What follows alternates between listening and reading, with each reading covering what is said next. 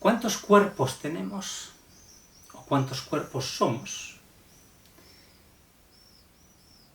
Quiero proponeros la idea de que un cuerpo es un campo de relaciones de movimiento.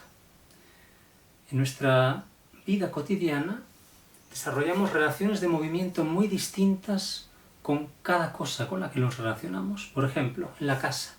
En la cocina tenemos un entorno de movimiento particular.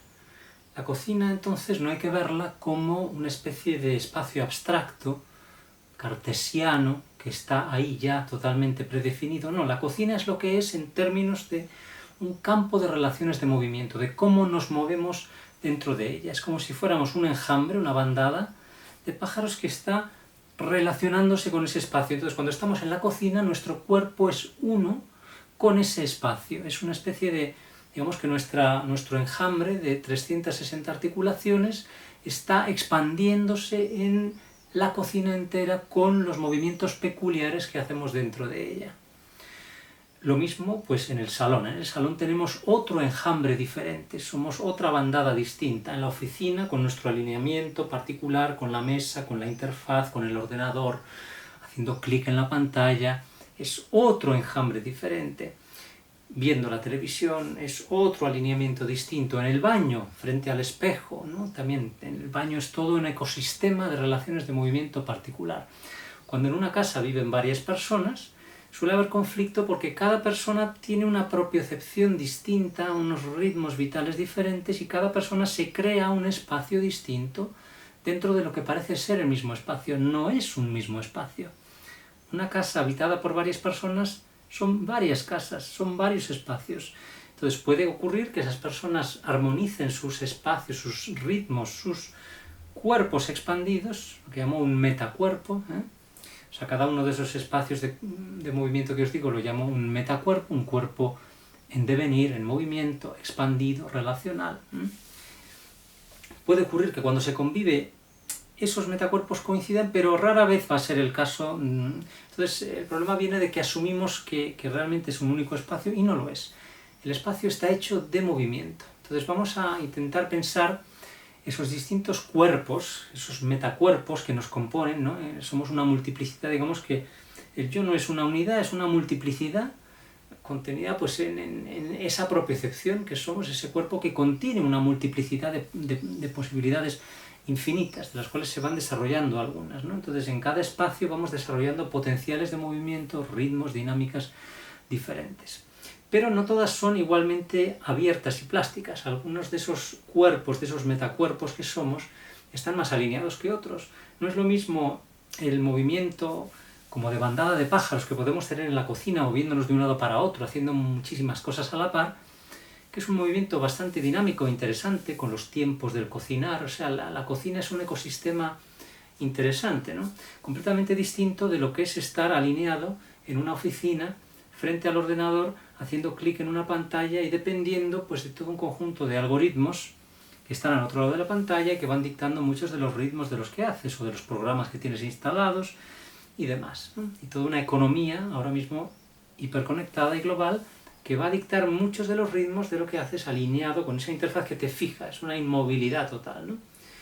No muy distinto de lo que ocurre cuando estás tumbado en un sofá viendo la televisión, estás alineado también con lo que la televisión te ofrece, ¿no? En este caso, en cierto modo, aún más inmóvil que el ordenador, porque no estás haciendo clic, no estás interactuando, pero también es verdad que en el sofá el cuerpo se desalinea de otras maneras y vas a explorar otras sensaciones propioceptivas, placenteras, más desalineadas, mientras ves la televisión. Es muy importante, ¿no? Eso, el sofá es un lugar de desalineamiento y de alineamiento a la par. En el baño, pues bueno, el espejo es un alineamiento muy fuerte que tenemos en una sociedad como la nuestra, narcisista y de relaciones especulares, es donde cobramos un tipo de conciencia del yo como una imagen corporal. Es algo importantísimo. Hoy en día, con los selfies y los teléfonos también, estamos constantemente autoenmarcándonos en espejos móviles y ubicuos, ¿no? De las pantallas, de los teléfonos, de las cámaras fotográficas y de vídeo y demás.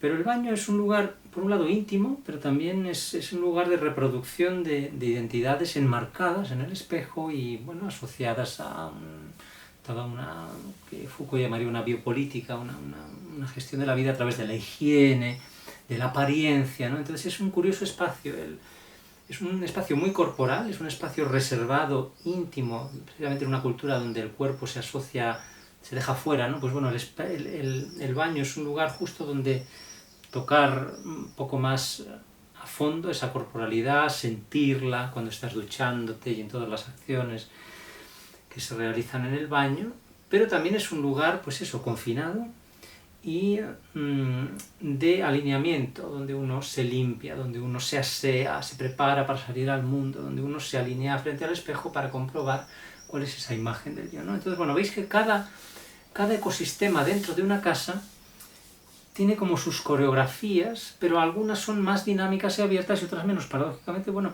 parece que hay lugares que podrían parecer, pues bueno, no sé, que según se mire, ¿no? menos dinámicos que otros, como puede ser una cocina, y al revés, resulta ser el más dinámico de toda la casa, ¿no? La cocina, lejos de ser un lugar puramente funcional, es un ecosistema muy rico de actividades corporales, de temporalidades, pues bueno, que tienen que ver con la propia química, ¿no? Cómo se van cocinando las cosas, es uno de los sitios más interesantes. Entonces es importante poner atención a esta riqueza del movimiento de nuestros ecosistemas para valorarlos y ver en qué medida a veces nos tiranizamos con ecosistemas muy pobres, muy alineados, y cómo quizá podemos promover otros tipos de actividades mucho más desalineadas, mucho más ricas, donde el cuerpo puede explorar su variación, creando un ecosistema de movimientos que no esté predeterminado.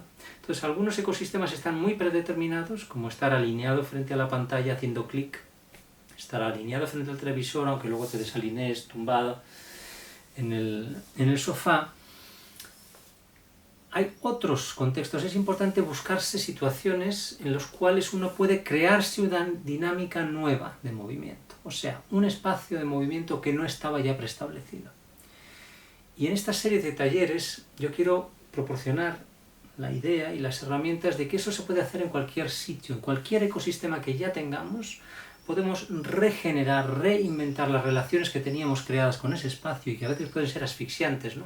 Sobre todo en un confinamiento, ¿no? Nos creamos un alineamiento rígido con las cosas, creemos que estamos prisioneros, ¿no? No ya en un espacio, sino en un sistema de relaciones. Reproducimos alineamientos desde el cuerpo. Bueno, pues cualquier ecosistema de movimientos del que formemos parte podemos abrirlo desde dentro y reinventarlo infinitamente. ¿Cómo? Pues entendiendo los alineamientos de los que se ha hecho un particular ecosistema y movilizando nuestro enjambre propioceptivo, como yo lo llamo, o sea, el cuerpo es una especie de enjambre de 360 articulaciones y de trillones de moléculas que están constantemente recomponiéndose y que nos dan la oportunidad de explorar un nuevo tipo de concepto de libertad radical interior del movimiento del cuerpo, pero siempre relacionada con todo. Entonces podemos recomponer nuestro enjambre propioceptivo en ritmos nuevos, en dinámicas nuevas, con todo lo que nos rodea, en todos esos mundos que ya tenemos creados, esos múltiples cuerpos de los que formamos parte, porque muchos son colectivos, ¿no? Son cuerpos, pues eso, de industrias planetarias, de las máquinas que de repente entran en casa y que te obligan a un ritmo particular. Esos son dinámicas a veces planetarias, ¿no? De las industrias, metacuerpos planetarios de tipos de movimiento que se disemina. Por ejemplo, el selfie, ¿no? El selfie es un metacuerpo planetario, los cuerpos se alinean masivamente con ese gesto que se reproduce homogéneamente por todas partes. Ese es uno de los metacuerpos de los que participamos o participa mucha gente de forma cotidiana, ¿no? Igual que las redes sociales, el hacer clic en pantallas. Entonces, muchos de esos cuerpos son muy alineados, son no solo individuales, son dinámicas que se implantan, dominantes, ¿no? Y muchas veces muy reductivas. Entonces, en cualquiera de esos cuerpos que nos vienen dados, por así decirlo, de movimiento, podemos introducir una variación mayor a través de esa capacidad que tiene nuestro enjambre propioceptivo de crear un nuevo cuerpo dentro de esos cuerpos que teníamos, ¿no? Eso podemos explorarlo, pues por ejemplo, en cualquier situación dada, dentro de la casa, en relación con cualquier cosa, por ejemplo, un mueble, un sofá, un objeto, podemos explorar nuevas variaciones de movimiento en relación con lo que quiera que sea que nos estemos relacionando. Si estamos habitualmente asumiendo un encuadramiento del cuerpo, un encuadre rígido y particular en relación con algo, por ejemplo, la manera de sentarnos frente a un televisor o de estar sentados en la mesa, es curioso que en nuestra sociedad occidental se ha venido asociando una mayor educación a una mayor inmovilidad. A mí eso me parece un error histórico, absoluto y trágico. Es asociar un incremento de la atrofia y por lo tanto de la atrofia cognitiva, afectiva, de la sensibilidad y de todo a una mayor educación. Yo quiero contradecir radicalmente esa idea y proponer que una educación más elevada será aquella que promueva una mayor plasticidad en el movimiento. Entonces, frente a esa tendencia de la educación a alinearnos, a inmovilizarnos, no, yo quiero decir desalinearos completamente, pero a través de una sutil variación del movimiento. Puede ser imperceptible, a lo mejor ni siquiera se van a dar cuenta los que estén alrededor, o van a sentir que algo se abre y no saben muy bien el qué. Puede ser sencillamente ralentizar un gesto, la manera en que yo me muevo dentro de la casa. Un ejercicio que haremos quizá el próximo taller, es simplemente atravesar una habitación de la casa a una velocidad extremadamente lenta, a 1 centímetro por segundo. Es una de las actividades más sencillas y más profundas y poderosas que yo conozco. En cualquier espacio, a veces en los talleres salimos a la calle y caminamos en grupo a esta velocidad, en medio de una calle súper bulliciosa. Bueno, se produce una radical transformación del espacio, y es por esto que os decía antes, el espacio no está ya dado, no es una especie de entidad fija cartesiana, no, se crea desde el movimiento. El problema es que a veces todos los cuerpos están alineados con movimientos rígidos y se crea la impresión homogénea de que el espacio es una realidad fija y homogénea. No. Podemos cambiar el movimiento que hacemos en ese espacio y crearemos otro espacio, otro cuerpo colectivo, otro metacuerpo dentro de ese espacio. Si nos sentimos ahora prisioneros en estas habitaciones del confinamiento, en nuestras casas, podemos reinventarlas al infinito, es lo que llamo el ontohackeo, hackeo ontológico. Es como dentro de una realidad que creíamos que era definida de una particular manera, inventamos otra y sencillamente a través de la mínima variación del movimiento, la sutil variación del movimiento. Esa es la más potente herramienta de reinvención de las realidades hacia algo más indeterminado, más plural, más plástico. Es como convertirse en niños otra vez. En vez de ver algo ya categorizado, rígido, alineado, no, redescubrimos que todo puede reinventarse si nos movemos de una manera diferente, simplemente cambiando sutilmente el ángulo. Puede ser, insisto, haremos ese experimento, pero imaginarlo ya, de caminar, tomarse 1 hora para ir de un lado al otro de una sola habitación de la casa, pero sintiendo todas las sensaciones del cuerpo en ese proceso, sintiendo cómo se empieza a percibir el espacio de una manera completamente nueva en el proceso, sintiendo cómo el cuerpo descubre movimientos nuevos, porque uno nunca camina a esa velocidad, entonces todo en el cuerpo se reajusta y el cuerpo se siente a sí mismo de una manera completamente distinta mientras vamos desplazándonos a esa velocidad extrema. Y se crea un espacio completamente nuevo dentro del espacio que creíamos conocer. Esto se puede practicar con cualquier cosa, en relación con un sofá, con una silla, con un objeto cualquiera, los objetos de la cocina, un vaso. Para eso empezaremos también en otra sesión por entender la compleja interacción entre sentidos que define cualquier experiencia. Agarrar un vaso, por ejemplo, es ya una experiencia muy compleja. Un objeto cualquiera. Va a ser una mezcla multisensorial de tacto, propiocepción, temperatura, humedad, visión, olfato, escucha, gusto, sensaciones interoceptivas cuando el líquido penetra en el cuerpo. Entonces el hecho de beber, de agarrar un vaso, llenarlo, beber, es un universo de integración multisensorial.